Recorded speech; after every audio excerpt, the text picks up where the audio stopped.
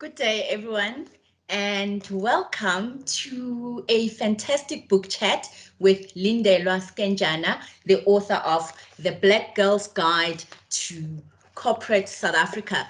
This book is literally hot off the press. It was published a couple of weeks ago, and this is the second chat that Lindelwa has. The first one was fantastic. It is on Facebook. She was chatting to Dr. Judy Dlamini, and we all know how I feel about Dr. Judy Dlamini. And I was there, I was asking questions, and I left that conversation, Lindelwa, so satisfied, so joyful, and so full of gratitude, because I saw that the future of our children, my kids specifically, is in good hands. But today we are tackling this book in a very different direction. A little bit about Lindelwa. And it says here, Lindelwa has 10 years of work experience, having started working in the telecommunications industry. She then moved to a small Black female-owned management consulting firm specializing in policy and regulation, and later to the financial services sector.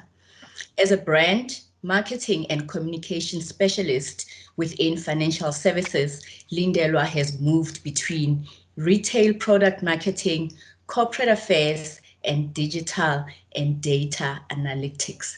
Now, Lindelwa, welcome. I am so excited to be spending the next 45 minutes going deeper into this book, especially not that deep so that people do not buy it, but this is a must-have for every young South African or African person who is thinking of joining the corporate world as a lifelong career. Now, Lindelwa, welcome. Thank you so much for joining me. Thank you so much for having me, Lorraine. Thank you very much for the affirmative words as well. Thank you.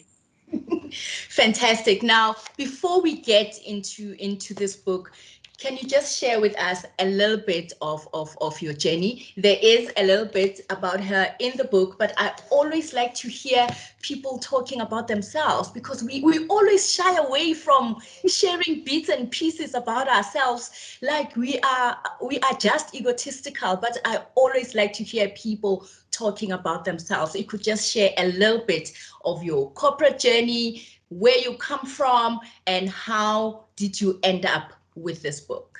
Fantastic. Thank you so much, Lorraine. So I mean, as it's detailed in there, on the personal side, born in Durban, raised in Pretoria, while studying, lived in Cape Town, in the UK, and the entire corporate journey has been in Johannesburg.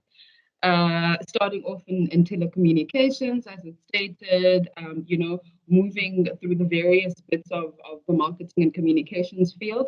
And then post that, going through a small management consulting firm, which was incredible, Black female owned. And then after that, going to pursue my postgraduate degree. And then after that, I found a home in financial services where I've grown and through all those experiences and other people's, then made the observations and put the offering together. Fantastic. Now, I was very excited to read a book on the subject, but in particular from a young Black woman. We have a lot of books talking to corporate life, corporate structures, and career progression, but it's like they are only reserved for a certain age. And I'm not taking anything away from those great and fantastic authors who have shared their lives with us. But this was such a breath of fresh air for me, that someone young, someone is brave enough to talk about their experiences. How did you, yeah, what motivated you firstly to put this together? And secondly, you highlight journeys of three different people in different levels of their careers. And how did you get those three people to open up to you? Mm-mm. Wow, Lauren. So there's a number of reasons, but the three key ones. The first is when I was doing my master's thesis and I was looking for research around African women specifically, I really struggled. right? Yeah. So at that point, I thought to myself, so at some point when I feel deeply passionate about something, document it. That was the first reason. The second is coming across the Toni Morrison quote that says, if there's a book you would like to read that has not been written yet, it's your duty to write a book, right? Yeah. And thirdly, in the decade journey, I've been having multiple conversations, right, with women that are younger than me, with my peers, with women that are older than me, and there were certain recurring themes, which are the themes that I've chosen to delve in the book. Um, so with all of that happening, I thought, why not now? And because if we as African women aren't writing and telling our stories as well, who are we expecting to do that on our behalf? So those are the key main reasons why I put the offering together. And yeah, the second part to my question was how did you get these three people to open up and share their career journeys with you? Right. These are people that I know, Lorraine. These are part of the younger peer and older women that I engage with on an ongoing basis. I mean, we're always speaking about our experiences, questioning whether it's us, whether it's, or, so it's continuous conversations that have been happening for a number of years. Fantastic. Now, the book is divided into 6 sections, and throughout the sections, there's a recurring theme, the intersectionality of race, gender, and social class. Now, as a young person entering the job market for the first time, because I remember when I started my first job, I was shocked. I was so shocked. I couldn't understand, I couldn't believe. And reading your journey as a first entrant into the job market, it really brought so many memories. Some were hilarious, but most were really traumatic. Now, how did you find your first job? How did you land into your first job? Because we see, especially now in this pandemic, people are looking for jobs. There are no jobs. How did you land your first job? So luckily, at university, corporations used to come and have those show days, right? So it's through one of those show days that one then applied for this graduate program, where I ended up, getting that first internship program. And Lorraine, the experience is in what you think and what you see on TV, and then what you get there. The word of choice is humbling, right? Because you think you get there, you're going to solve complex problems, you're going to do this and do that. And I mean, you're sharing experiences as well with your friends, right? And it's not quite like that, right? It's not quite that experience. When you're being asked to make copies and go fetch guests, it's not what you anticipate. I mean, yeah, I concur with you there. I mean, I also felt, especially my first job, it was not what I had anticipated. It was not what I had studied for. But at the end of the day, we all need to start somewhere, and experience is the foundation. Now, in the book, you mention the burden of being Black and female. Um, would you mind elaborating a little bit about what you meant there? So, okay, if one also reads lots of social science theory and development theory, right? When you look at how economies have evolved over time, unfortunately, firstly, it's always the woman that is the last to be, a benefactor or beneficiary of any privilege system, right? As the first thing. Secondly, as a people, right? If we're going to look at the racial thing, we know that Black people already come, from no privilege, lots of struggle and oppression. Now having to wear those two things as a female, right? So being the gender card and race as well, just contextually where we come from globally. So now having to walk through the world, being black and being female is a backpack that you didn't ask to be born with, is a load that you carry, and you need to figure out how to navigate the world with those two unfortunate titles. Mm. Mm-hmm. Now, coming back to social class, I have a young friend.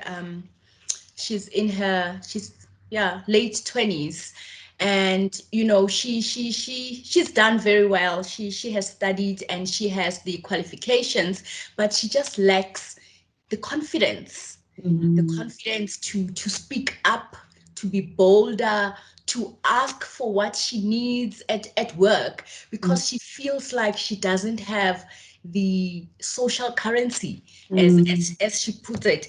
And here I just want to read a little bit on page 33. You mentioned a little bit about building social currency. It's page 33, paragraph 2, and you say here that an article in the Harvard Business Review about men and women in the workplace corroborates what my colleague and friend has said to me. Women are less embedded in networks that offer opportunities to gather vital information and garner support. When people lack access to useful contacts and information, they face a disadvantage in negotiations. They may not know what is on the table. Close quote. There seems to be a level of comfort within organizations with decision makers hiring people who went to the same schools or universities as they did for a culture shift. This practice lends itself to the exclusionary practices because it brings in the matter of class. I mean, this is very, very prevalent. This is very, very prevalent. And last year there was a discussion around the weight of degrees. A degree that you get in Stellenbosch, in UCT, and Wits is not ranked the same as a degree that you would get from University of Limpopo, or from all these historically black universities. How prevalent is that? I mean, I have been out of the job market for long, very long. Formal employment, but I have always kept abreast with what is happening within the corporate industry, because I have kids who are going to be looking for jobs, and I need to prepare them for that world. How have you experienced that, or has any of your friends, or do you know of anyone who has gone through that? I think I've experienced it on the privileged side of experiencing it, right? Because you'll find that as well, yeah, with maybe in different organizations, but at different levels as well. There are people who you share alumni with, and there's comfort, and also not just a tertiary institution alumni commonality, even high school as well, and then it sort of enlightens the mood. People just feel relaxed and comfortable knowing that you went through the same systems as them. Yeah, it is a real thing. Wow. Now, talk to us a little bit about learning the corporate dance. As we know, we don't all come from the same background, the same institutions, so we don't come on an equal footing. Are there written rules to this corporate dance? Is there a manual that is shared with everyone, or is this something that happens in the little corners of the privileged few? Yeah, I definitely think it happens in the corners, Lorraine. Otherwise, everyone would achieve what they want to achieve, right? I don't. If there is a manual, please tell me where it is. You know. But I think it definitely does happen in the corners. And there isn't. I mean, we're not a homogenous group, even if it is a guide for Black girls. Um, but one just needs to learn, I guess, the do's and don'ts. I don't know if it's a coach or a manual, but also without, betraying who you are. I think is the message I'm also trying to drive in the book, right? Is there are Yeah. certain do's and don'ts, but try not to betray yourself in the process. Yeah, knowing yourself, knowing Yes. what you want, knowing your strengths and your weaknesses. And yeah, no, your book gave me it arose a lot of emotions, because I have always thought that 27 27 years into democratic South Africa, we would be far, very far from where we were when I started working all those years ago. But it seems like the goalposts are forever being moved. When my mom was in school, it was get a matric.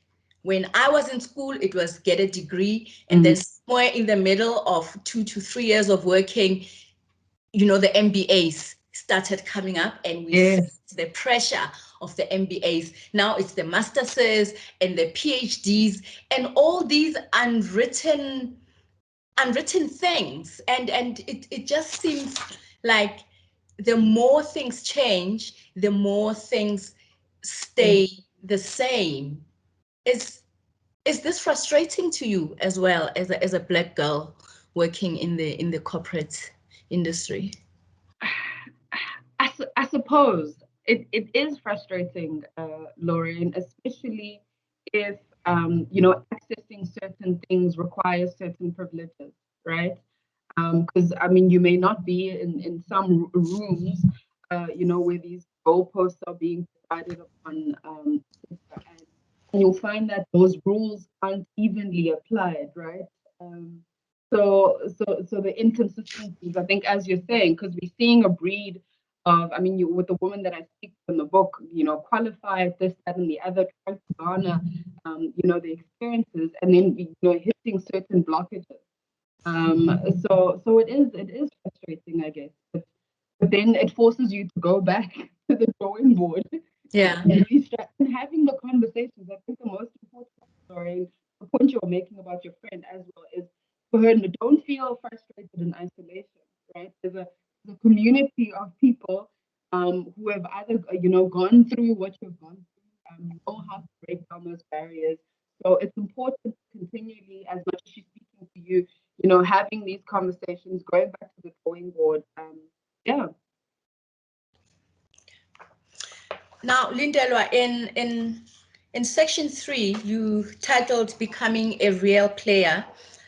You start off with a segment that says, "Never stop learning and reach out for mentorships." And for most of us, we don't know how to ask for help, where to look for, and how to develop the skills in order to be able to be those people that we want to be. Yes, we do have a certain career in mind. This is who I want to end up as, but we don't have a clear vision of how we want to get there. How was your experience like when you were looking or thinking around mentorship? And was it something that was at uppermost of your mind? Mm-mm.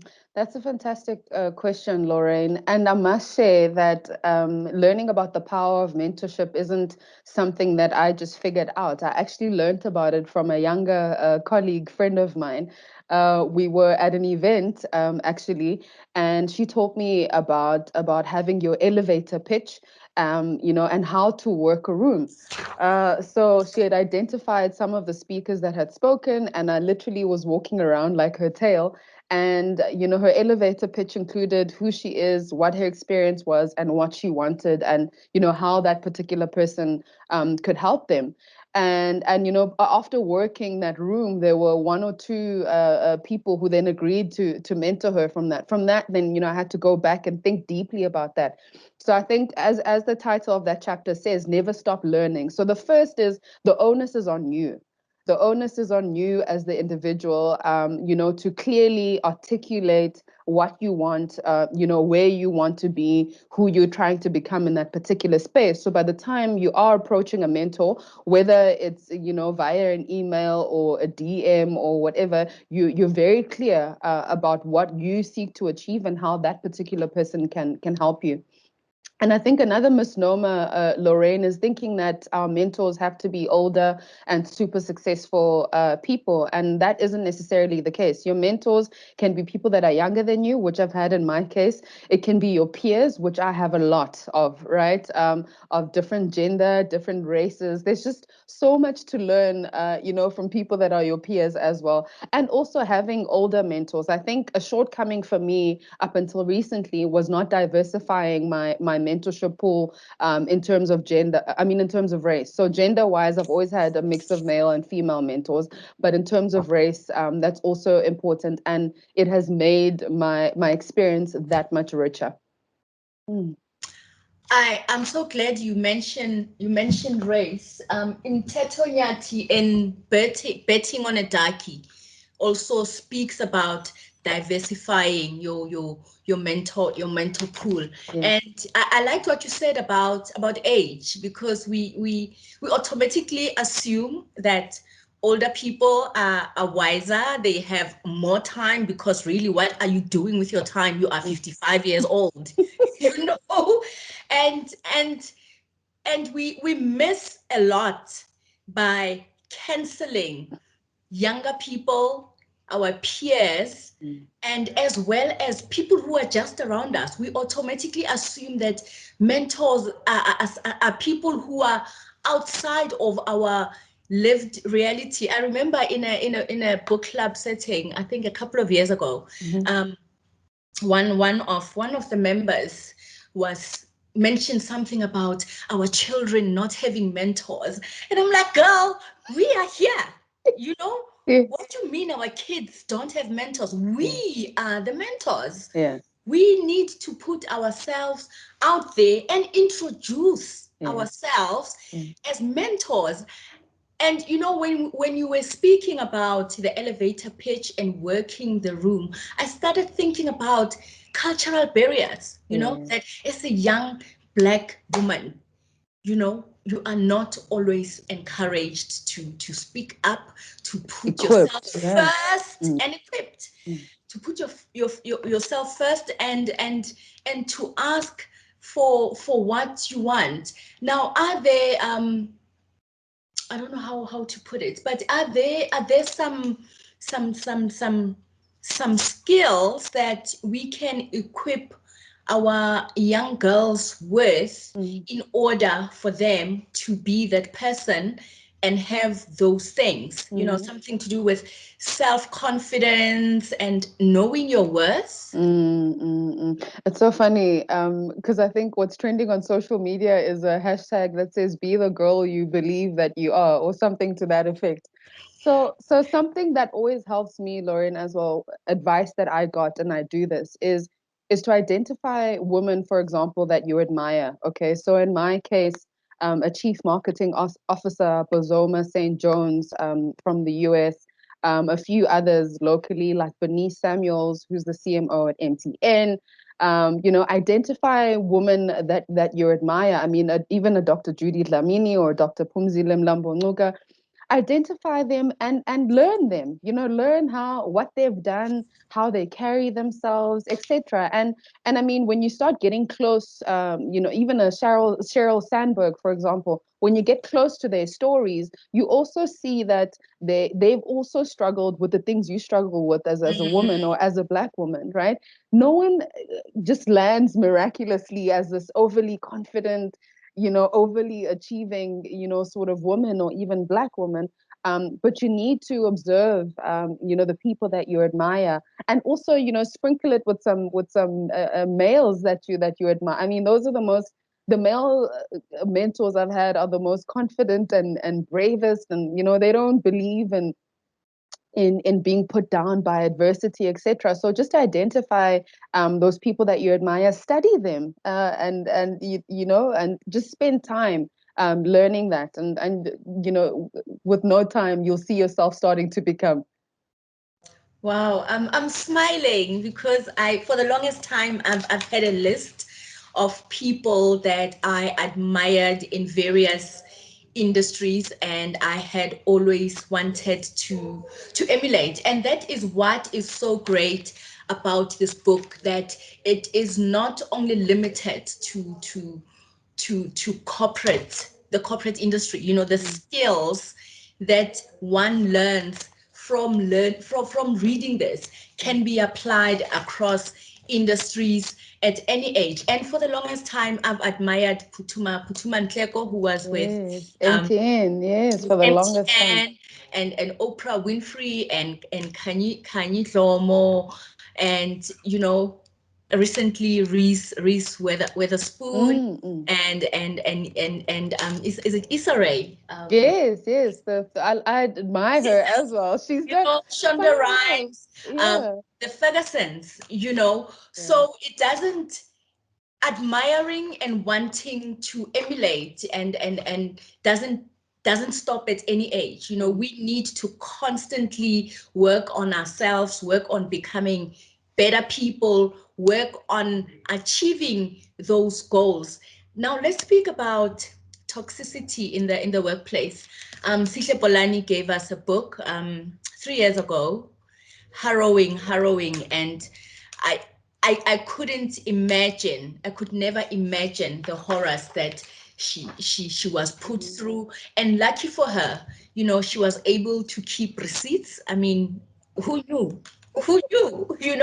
Most people, most of us, we go through very, very traumatic experiences, and we just want to forget about them, move on with our lives. But this book, we are the ones we need, really showed the importance of keeping evidence.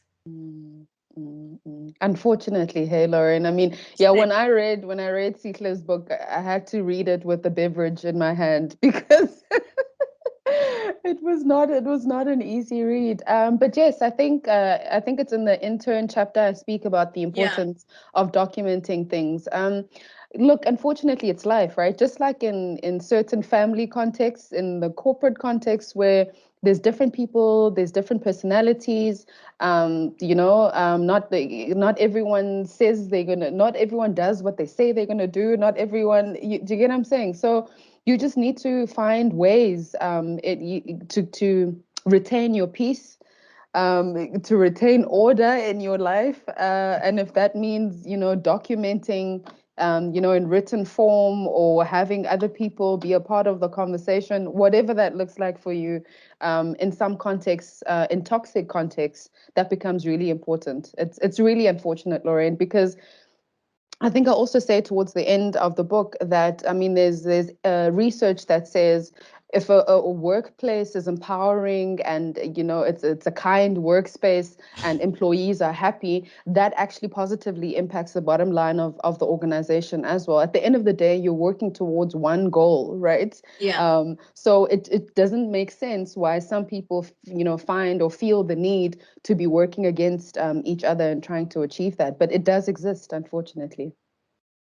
And I mean, it can lead to a whole lot of mental concerns, which could grow into mental challenges if one is not paying close attention to their physical self. And we have seen how the workplace is rife with employees who are suffering across the spectrum of mental challenges. Now, how important is it for an employee or for someone to keep a positive mental health? Whew. Lorraine, if every day, every morning, I just want to give you an example of my routine pre-COVID, right? I absolutely love music, but just getting into the zone, you have to stay on top of your mental health and mental well-being, right? And of recently, a conversation I'm having with some good friends of mine is not allowing external factors to get you off center. right? So easily do we allow, if someone cuts you in traffic, or the minute you get, a bad comment from a colleague, or whatever, we should never, it's easier said than done, but we shouldn't allow those things to get us off center. Mental well-being is so critical, right? Because it's what you have to offer, it's what you're bringing to the table. So the minute you allow external factors, other people, to mess with that, it becomes deeply problematic. Mm. Wow. No, that is so true.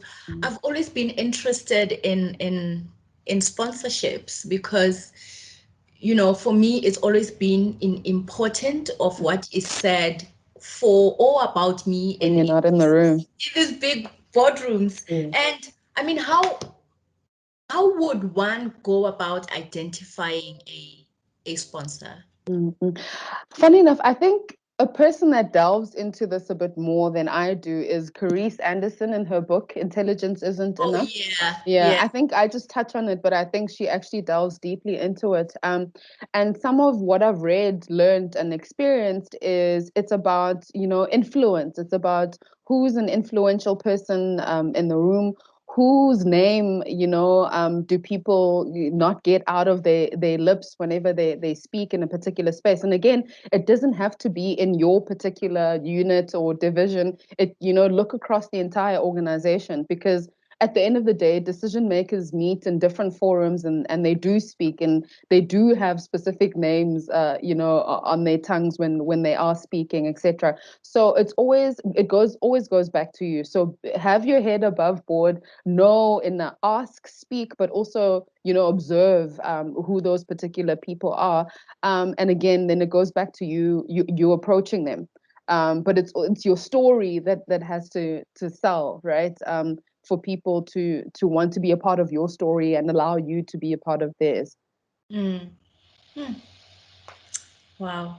Now in part five, titled "I'm the Boss," I just loved all those chapters. I mean, you mentioned here juggling old and new pressures and new demands. I mean, we are now working in a very, very different environment. Our homes have become our offices as well.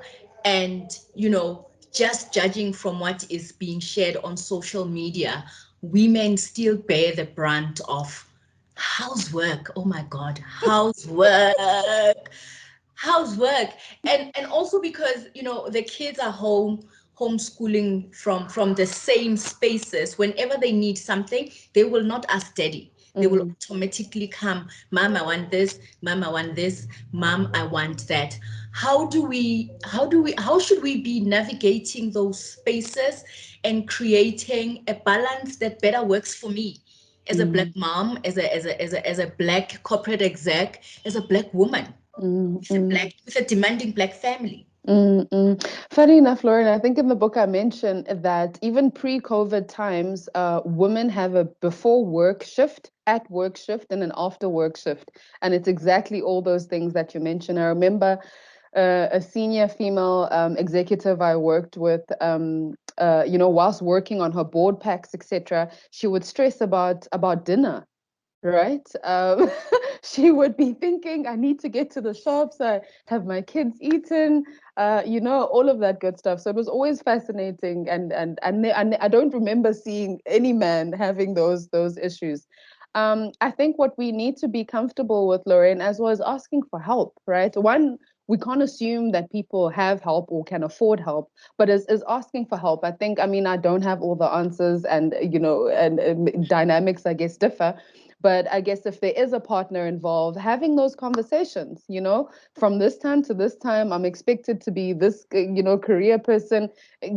How do we do this? I think having frank, partnership conversations, and yeah, where we can afford and get help, getting the help. Because I think sometimes a male colleague always reminds me of this. As women, especially as Black women, we wear the superhero coat as well, thinking that wanting to do it all is glorified, and at times it's okay not to want to do it all or have it all together, or when it's okay.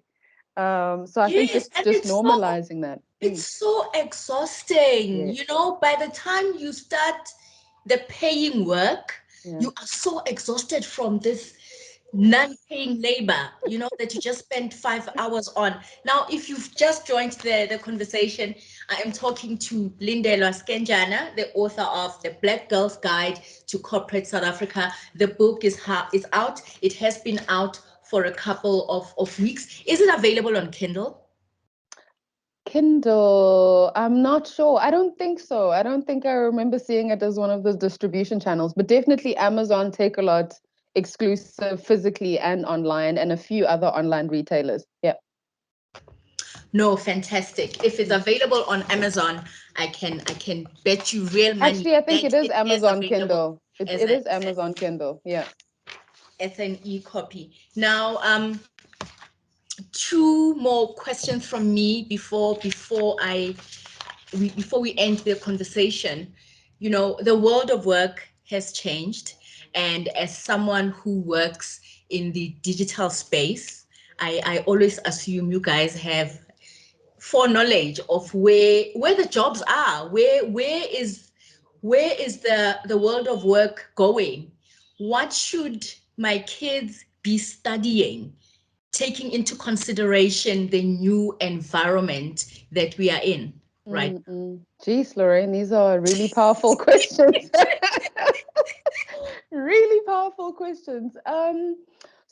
The one thing I'm learning as I'm on this journey is that the notion of like traditionalist roles has definitely changed. Where the world is going now is it requires you to be super open and comfortable with flexibility. In the world of digital, things happen and move so quickly that if you're a routine person or if you're a person who only wants to report to this person and be in this team, it doesn't work like that, right? So I think what digital is helping organizations with is to focus on what the goal is. Having multidisciplinary teams, and not obsessing about traditionalist things, right? I mean, even now with this world that we're working in now, this work from anywhere world, right? Because now it's not necessarily just work from home. It's just being comfortable, being and being a part of teams and doing things you've never had to do before at much quicker spaces. Also, traditionalist disciplines. You need to stop being obsessed with. I mean, you and I said you start work, you're thinking you're gonna do what you studied for. It's even worse now, or not worse in a bad sense, but it's even worse where you're required to do things you never would have imagined, right? And what's brilliant about the digital spaces is it's very output driven. And there's fast-paced learning that happens in this space. So to young people coming in now, just be open to learning, to the pace as well, because it's exciting. If you look at the positive side of it, it's also really exciting. But there's all sorts of new roles that people never would have thought of. Just do your research, read, and just be excited and being a part of the journey.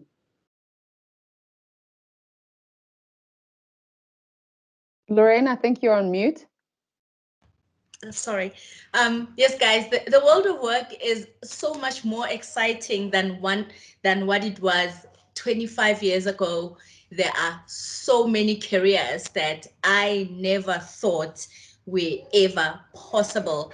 And, irrespective of us working in smaller spaces, smaller teams, because the environment has changed, there are so many opportunities available out there. And digitally, the world is your oyster. Now, last two questions. I know I said that previously. Last two questions before I leave. Whenever I read the labor survey, I get so depressed. I get so despondent. I'm thinking, oh my God, these kids are never ever going to leave home because, the job market is shrinking and more young people remain unemployed. Do you ever feel like that? Do you ever feel sad? Yeah, no, I do. I think I also in the opening of the book, I do quote the labor stats in the country Mm. and how it's concerning that even more and more graduates are finding themselves unemployed. I was speaking to a friend of mine who had the privilege of doing a fellowship in the US, and he said to me the difference that he found was that environments such as in the United States is the culture. So the government, but also the communities are very encouraging to entrepreneurship. So it's not that America fell and then had the Silicon Valley, but it's having a community and a government that believes in putting money and investments where ideas are concerned. So I think a shift is needed in our context, because I think we do speak about entrepreneurship, we speak about the importance of SMMEs and their role, etc. But I think there's a really deep sense of supporting that and meaning it that still needs to happen in our context. So I mean, there's always opportunity whenever there's a crisis, right, Lorraine? So, but I think a shift is what's required on Yeah, our side. Mm. yeah, yeah. Last question. I always ask this question. What brings you joy? Wow. Currently, it's my newborn baby. Just staring at her gives me so much life. But just also, I'm really optimistic, right? I call myself an Afro optimist. About when I look at the arts in the context of the continent, right? So our music, the books that we're writing, the art that we're creating, the films and movies. I find joy in the arts 155%. So that brings me ultimate happiness. Oh my God, Lindelwa, thank you. Thank you so much. We have reached the end of our conversation. This is the book, The Black Girl's Guide to Corporate South Africa. Fantastic cover. Look at that. Right? You will never, ever miss it. And like Lindelwa, let's all remain optimistic. Yes, the world has changed, Mm. but the only constant in life is change. Let's be open, comfortable, and flexible. And remember, anything worth having is worth fighting for. Good night. Thanks, Lauren. Thank you.